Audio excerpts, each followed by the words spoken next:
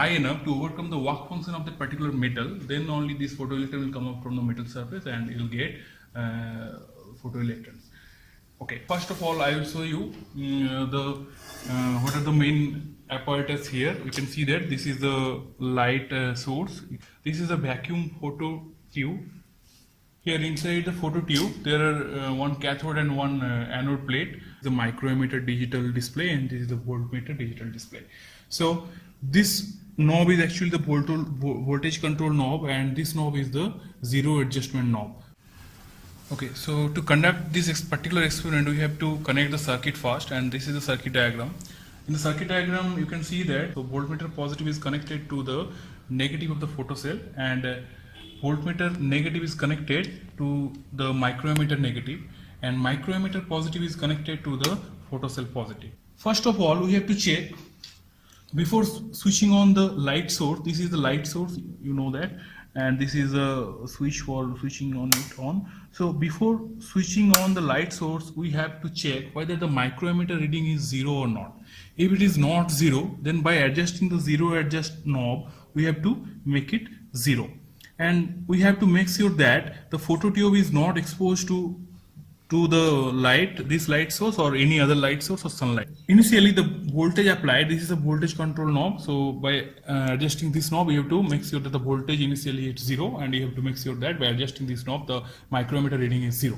Okay, now the second step will be to remove the obstacle here, that so that light can enter through the this hole to the photocell inside, and you have to make sure that light is now switched on. Okay, now depending on the intensity of this light which is falling on the metal plate in the anode, the N metal plate, the photocurrent will be depending on the intensity, and the intensity will be depending on the distance from the photocell to the light source. Okay, so first of all you have to adjust the distance of the light source and photocell so much so that the current here is more than 50 or 55. Okay, so we can adjust it the distance, and we can make sure that the current in the micrometer, that is the photocurrent, because of the circuit diagram we will get the photocurrent here is more than 50. Intensity of the light is highest and the distance is fixed. Okay, now what you have to do is that you have to use 3 different filters. Here you can see that we have 3 different filters: blue, green and orange.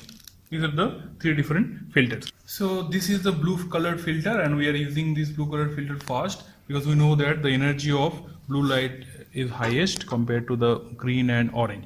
So when you are applying the blue colored filter, here you can see that the micrometer reading is changing because this light source is emitting white light, but when the blue colored light is we are using, then only blue light is entering, and because of the energy the blue light is highest, we are getting some particular value of the photocurrent in the micrometer reading.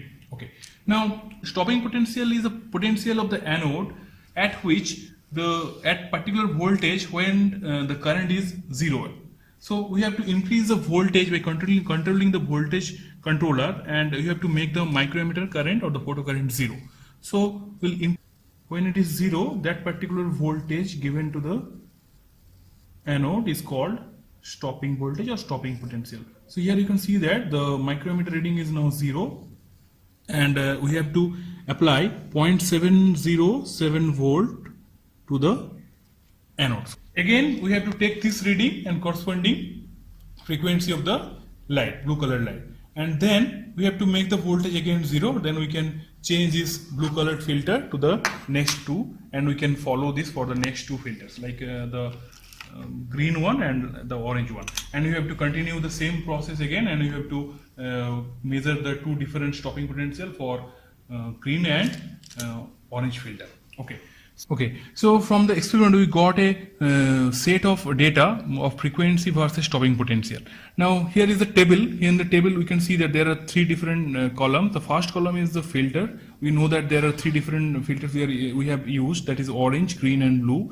And for the particular colored light, that is orange, green and blue, the frequency is different. So the second column contains the frequency, and the third column contains the stopping potential for a particular color of light. So now we are getting a set of data, frequency versus stopping potential data, and we have to plot this frequency versus stopping potential data, and we will get a straight line. When we plot the stopping potential as y-axis and frequency as x-axis, straight line is actually cutting the negative y-axis. The straight line is actually cutting the negative y-axis here, and that particular value is called the measurement of the work function of that particular metal, and the slope is actually related to the Planck constant.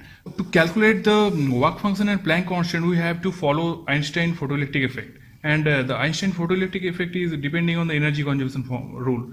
So this is the formula, you can see that, and the formula relates the stopping potential versus frequency of the applied filters, where here V naught is the stopping potential, and which is equal to h by E multiplied by frequency nu minus psi plus A, where psi is the work function of the metal and A is the contact potential. This contact potential terms arises because of the cathode and anode contact. This is a straight line equation, and here h by E is the slope of the straight line and psi is the work function, and the total term minus psi plus A, this is the intercept, where A is the contact potential and psi is the work function of the given metal. So by plotting this equation, we can calculate the h by E, which is the slope, and minus psi plus A, which is the intercept. So here you can see that the slope is related to h, so we can measure h from the slope, and the intercept is related to psi, which is the work function, so we can measure the work function of the metal from the two quantity, that is slope and intercept of the equation. So this is the process of measuring the Planck constant, the universal Planck constant, and the work function of a particular metal from the photoelectric effect experiment. So thank you.